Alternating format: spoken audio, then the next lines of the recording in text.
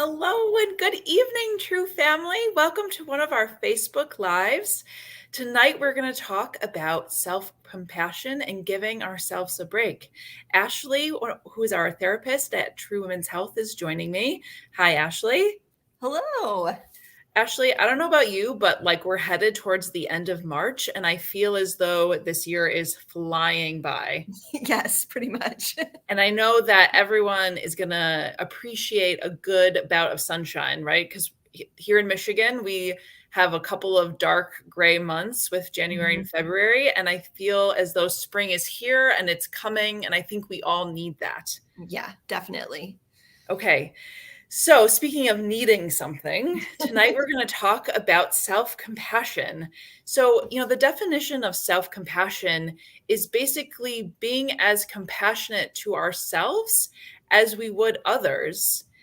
Ashley, we see a lot of women here at our office, and so many of them are so compassionate to their friends, their families, coworkers, right? And they're the first to sort of give all of those people a break from their behavior or things that happen and are so quick to be non-judgmental towards others' actions.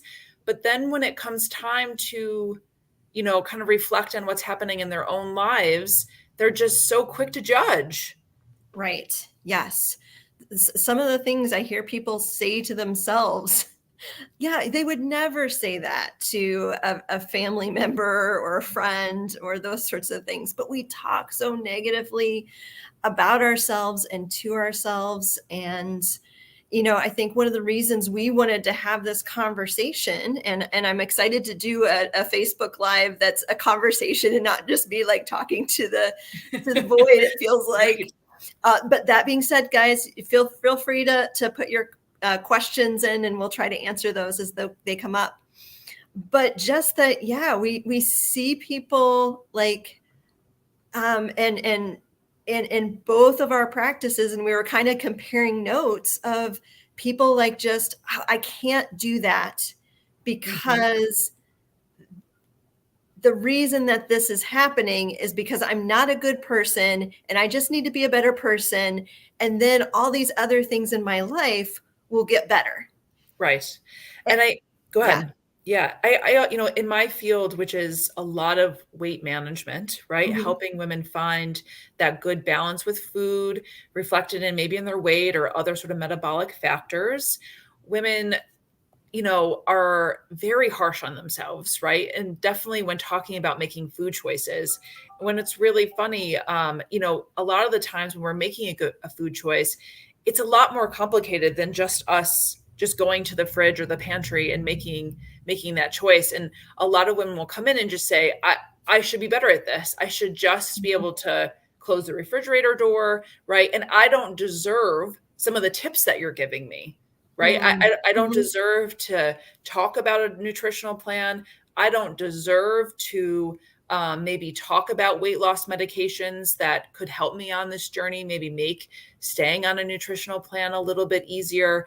And so I think it's really important as, we talk to women, and even women out there right now, reflect on if you have any of these feelings kind of yourself, right? Has there been times when maybe you've wanted to see Ashley about maybe anxiety or feeling overwhelmed or highly stressed or not being able to handle good moments, or see myself to talk about weight, to talk about making good food choices, and all that flooded in was judgment, right? Judgment on yourself and kind of some negative feelings.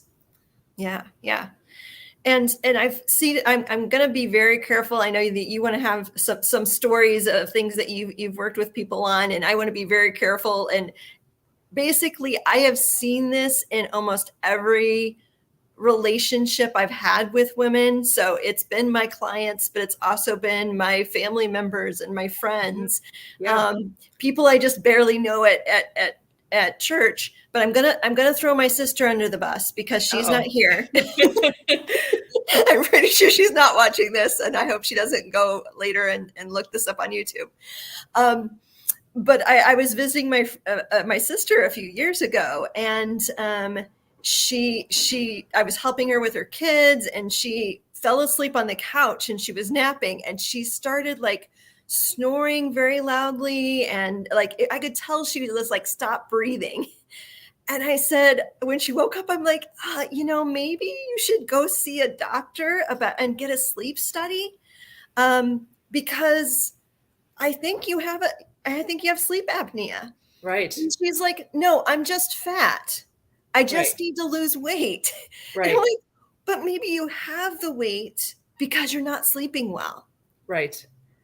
And it's just so interesting because I mean, I hear very similar stories a lot that how your sister immediately jumped to a form of judgment versus even being open to saying, huh, right? Like maybe I'm not sleeping well. And that Mm-hmm. kind of was the first place that her mind went. Mm-hmm. Mm-hmm. And so one of the challenges, so there's a couple of different elements of self-compassion. One, we talk about using self-kindness over self-judgment, right? Mm-hmm. And so when people would say, either a physician or a family member, right, a suggestion about circumstances, right? Reality, you are a snorer, right? Mm-hmm. That what you would say would be to use self-compassion, saying, I'm okay, right? I'm feeling okay. Maybe I should get some help on this. I deserve to find an answer to maybe why I'm not sleeping versus, well, I'm just heavy, right? It's my fault for having this situation, so I don't deserve to have it looked into any further. Mm-hmm. Mm-hmm. One Yeah. of one of the other sort of interesting parts of self-compassion is sort of this understanding that we're one with humanity and that we're Mm-hmm. not in isolation, right? And I Mm-hmm. feel like this is a very common thing that happens in my practice in particular. I'll have a lot of women that are just like, I need to fix my brain, I need to fix my it's me, it's my relationship with food. If only I was able just to turn down the cookies, like therefore I would be a better person. And that is the time that we would really love women to sort of hold themselves and feel those words coming out, and almost like just giving yourself a hug of just saying, right, we are human beings and we Mm-hmm. all have struggles, and this is my struggle today, right? Mm-hmm. And it's not rejecting those feelings because it's not rejecting a craving. It is who we are. We talk all the time. We've talked numerous times about kind of like our ping to eat, right? And that's a Mm-hmm. huge thing that we talk about in my office, right? The difference between being biochemically hungry and having the overwhelming of cravings that sort of drives the reason for why we're searching for food. And so many people basically just want to just void themselves of cravings, right? And what women sort of say is that the cravings are bad, I'm bad, these things are not, that I'm alone in sort of having this overwhelming amount of cravings. But really, this is a time when we should use self-compassion to say to ourselves, I'm a human, I'm okay, this is part of my journey, right? Is Mm-hmm. having this craving, and I'm just going to sit with that and sort of feel what it feels like in that moment. Mm-hmm. Yeah. Several things that you brought up, are words that I'm sure you hear from your patients and I hear from my clients, which is, I just need to blank, or Right. I should blank. And if you have yeah, if you put those all together, it can just be really dangerous. It's a lot harder than just doing something a little bit differently. Like you have to think a little bit differently. Yeah. And I think sometimes it's even just reminding ourselves of how much we are with humanity, right? And that we're not alone in some of our struggles. Because I think particularly a lot of moms, like right in parenting, it can just feel so lonely to have to make some of these struggles, right? And our kids Mhm. resist as they do because they're figuring their own paths out. And it can feel really lonely to sort of stand in the place that we're in and deal with the ups and downs of toddlers and teenagers and all those things. And, I think that reminding ourselves that we're one of the many women that struggle with parenting and that being a mother is tough and that's hard, right?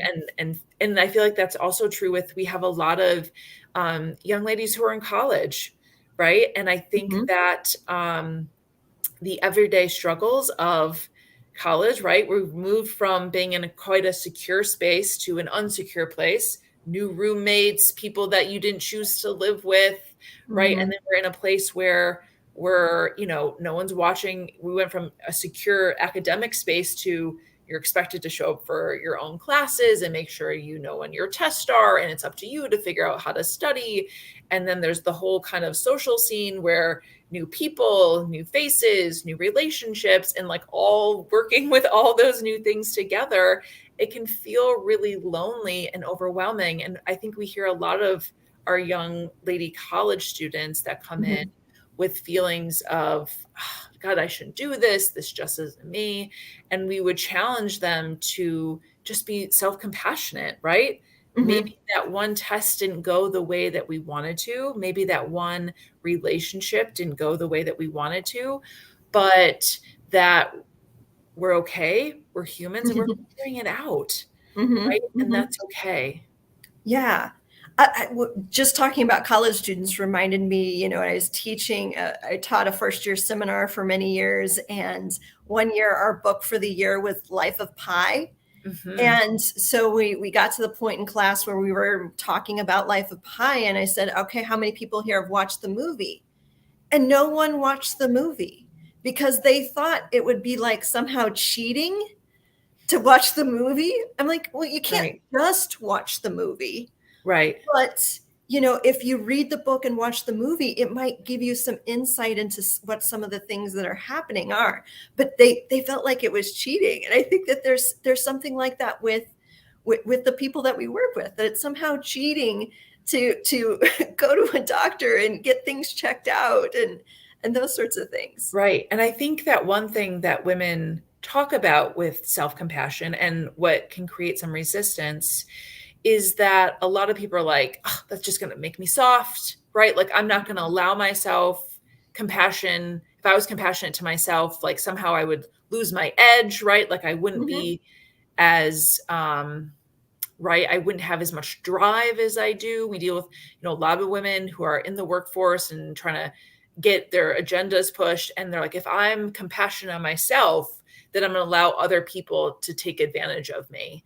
And what we know is that that just simply isn't true. And that's not really the essence of self compassion. It's really learning to sit with sort of some of our feelings, good ones and negative ones, and not sort of over identifying with one feeling that we had, right? And so I think that when we have sometimes particularly a lot of women who are in the workforce and are executives and trying to get things done, professionals, that if something doesn't go right, they automatically jump to like, I was misinformed, or I'm not good enough, or I'm mhm, not smart enough, right? I'm not organized enough to get this done, when mhm, realistically it's just sitting with the emotions that we're having. I'm feeling overwhelmed, right? mhm. I'm feeling stressed, I'm Yeah. feeling anxious that there's a lot on my plate, right? Or I don't know what direction to go into. We don't necessarily have to jump to one over identifying sort of characteristic of ourselves, right? And that's what compassion is allowing us to do, is to reflect on ourselves at that moment and sort of feel the sort of feelings that we're in. Mhm. Yeah. Another thing I want to be sure that we point out with self-compassion is the importance of curiosity. So, yeah, when you have the craving, rather than being like, "Oh, I shouldn't have this craving. I should just be able to get through it. I should power through it." To like sit and be like, "I wonder why I'm having this craving right now. Like what's going on? What is it that I need Yeah. in this moment?" And rather than judging yourself, because one of the things that judgment does, including when we judge ourselves, is it turns on our sympathetic nervous system. So we go into this fight or flight mode to get away from the judge, but the judge is in our heads. Hmm. And that's another thing that can lead to health problems, is having being in this fight or flight mode, having that extra cortisol, that sort of thing. Yeah, absolutely. And I love that term of kind of leaning into our cravings, because again, it sort of already makes the assumption that we shouldn't have cravings, right? Mhm, And I see a lot of women that sort of come in with just like I went out to eat, right, with some friends, or we were at a dinner party and I wanted cheese and crackers or bread and butter or all these things. And the automatic sort of assumption for a lot of us is just like the finger wag of like, no, I shouldn't do this. Just how dare you, right? Like completely move away from the bread and butter and the pasta and the dessert, when learning to sort of sit with our cravings and lean into them and be like, I always, we talk a lot about this in our office visits, right? Why do I want this chocolate cake, right? What about chocolate cake today in this moment is calling me to having it, right? And learning to sort of feel where those cravings take us and understanding where they're going. I always we talk a lot about what cravings mean, and a great analogy that we've heard of is, cravings are sort of like that toddler, right? And the toddler in the room is just sort of getting louder and he's crying, and then the more you ignore him, the louder they get, right? Or she gets, and they sort of are throwing this loud fit, and the more we sort of ignore them and pretend that they're not happening, the louder they'll get, and then it's just like, oh my gosh, I'm just going to do it, right? And we go kind of without even really paying attention and thinking about it into the position where we're eating foods that we maybe didn't want to, versus kind of leaning into our cravings, trying to understand what they really mean and what we really want. Yeah. Oh, I hadn't heard that analogy before, but it makes a lot of sense. And I think it works not just with cravings, but in just a lot of different areas. Like, if we just ignore our sadness or our anger or whatever, like. Right. And I think over the past 2 years, we've seen a lot of this with people who feel anxious. I don't know what's been your experience sort of dealing with patients and even family and friends with anxiety these past 2 years, when it's been just so unpredictable. Yeah. I've been working with a lot of people who are anxious, and there's part of it that, I want to tell them the reason that you're anxious is because you're dealing with a lot of stuff.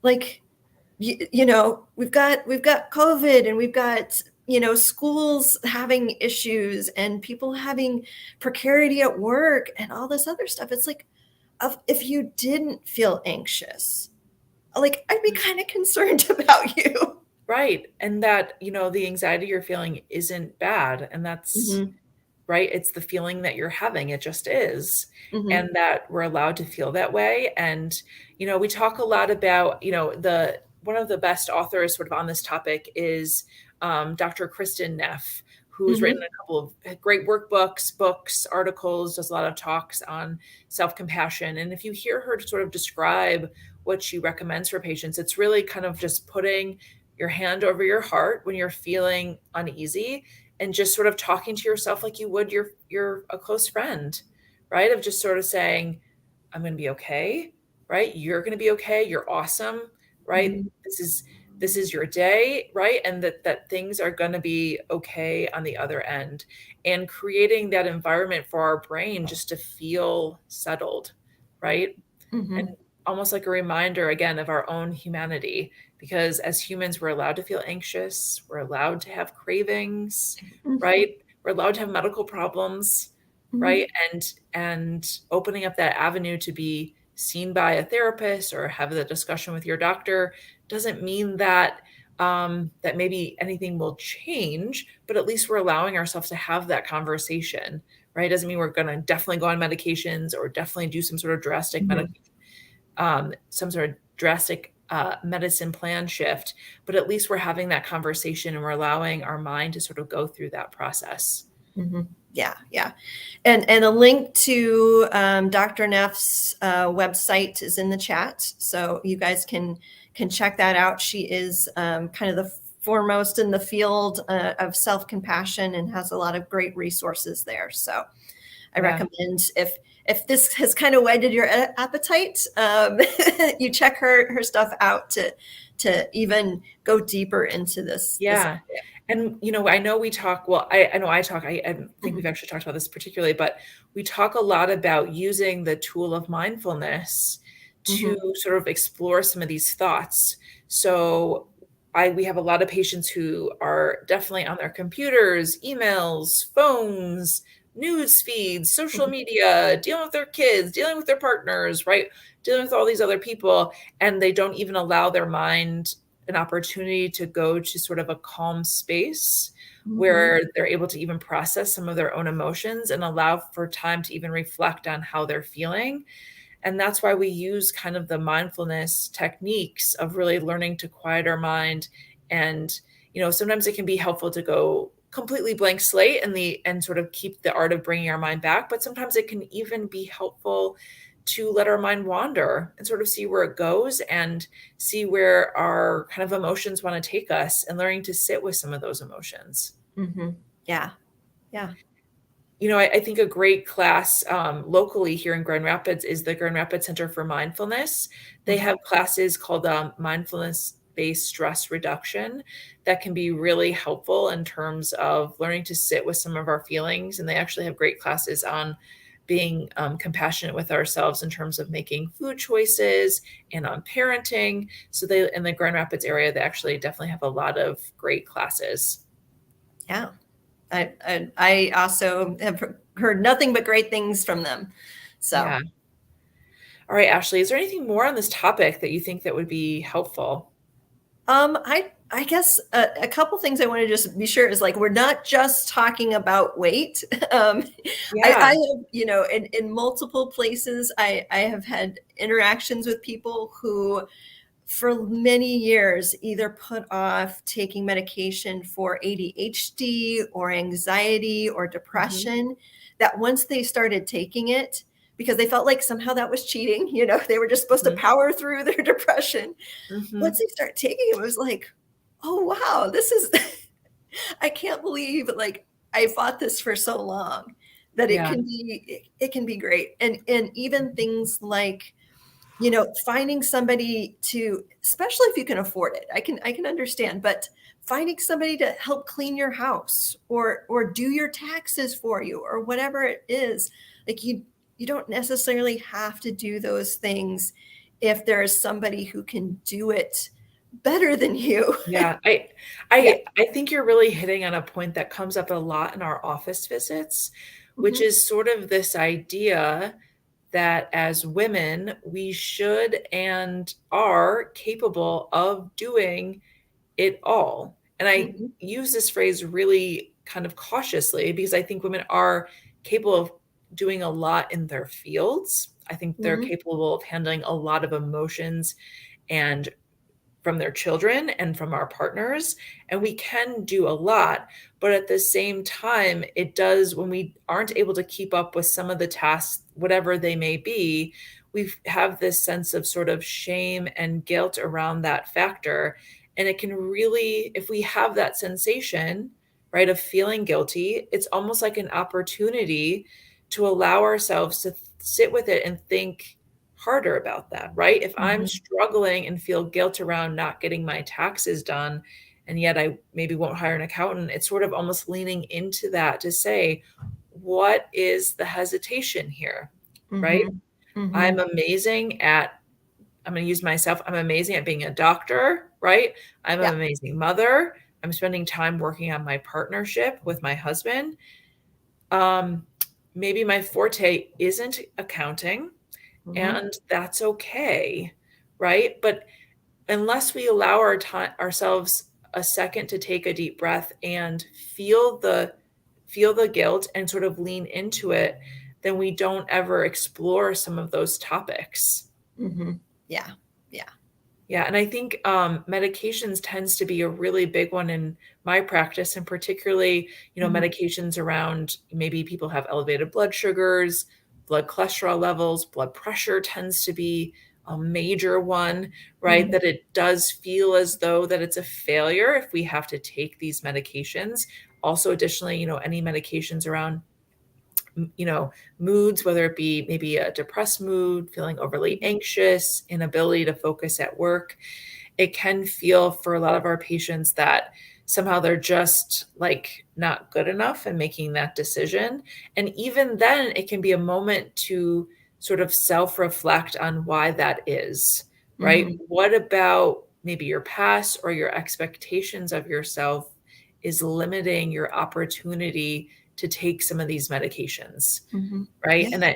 And I think that that can be really helpful. You know, Mm-hmm. I don't know about you, Ashley, but I actually recommend journaling sometimes. Mm-hmm. Some of these ideas, not using our phone, but honestly, pen and paper, right? Yes. And kind of going through different ideas. And, you know, that's why we really love waypoints, right? Mm-hmm. Because I think that it really provides a background to sort of review different medical topics.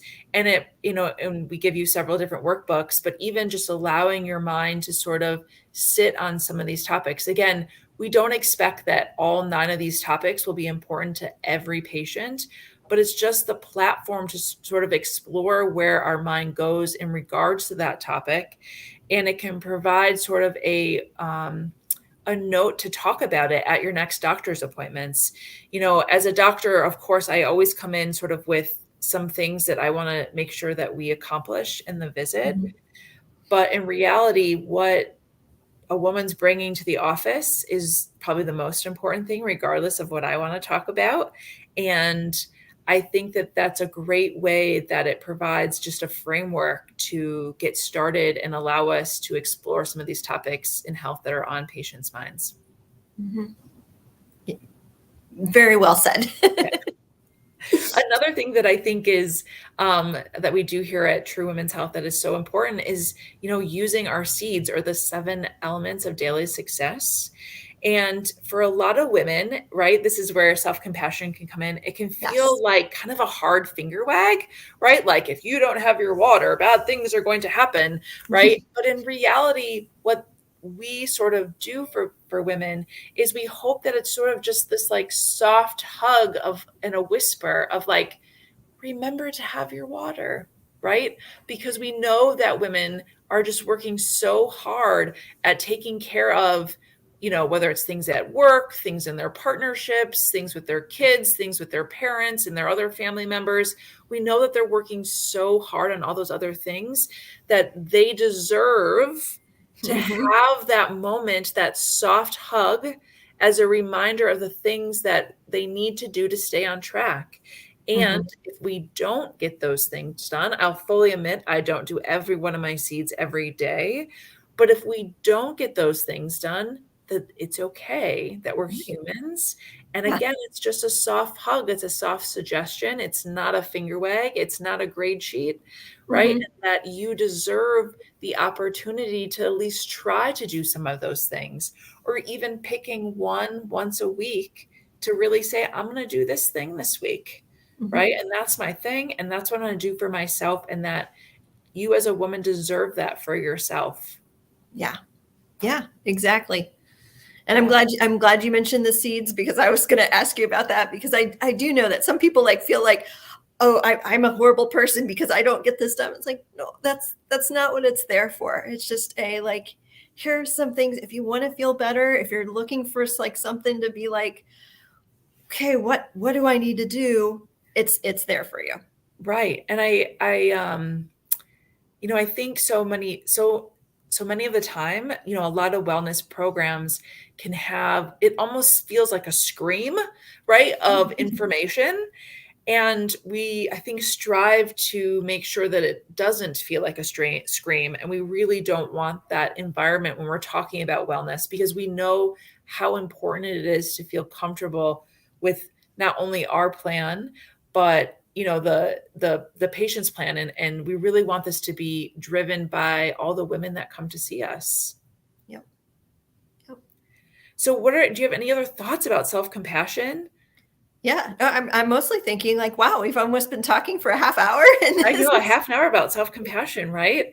You know, I think too that it can feel as though, you know, that we have to be completely silent, or completely silent and still. But in reality, as you know, as in Michigan, as the weather is getting nicer, even just connecting with nature can be a great way to sort of let our minds settle and come to ease. And I know you love the outdoors as much as I do, you know, and I think that I make a lot of recommendations for our women that are just like overwhelmed to say, go connect outside, right? Even if it's a 10-minute walk and getting fresh air and feeling the wind on our face and seeing the trees and the leaves move and hearing the rustle of the wind through the trees and smelling the flowers, right? And just hearing and feeling and all of our senses can be just such an opportunity to let our mind sort of settle a bit into the fact that we're human and we are part of the rest of the world here.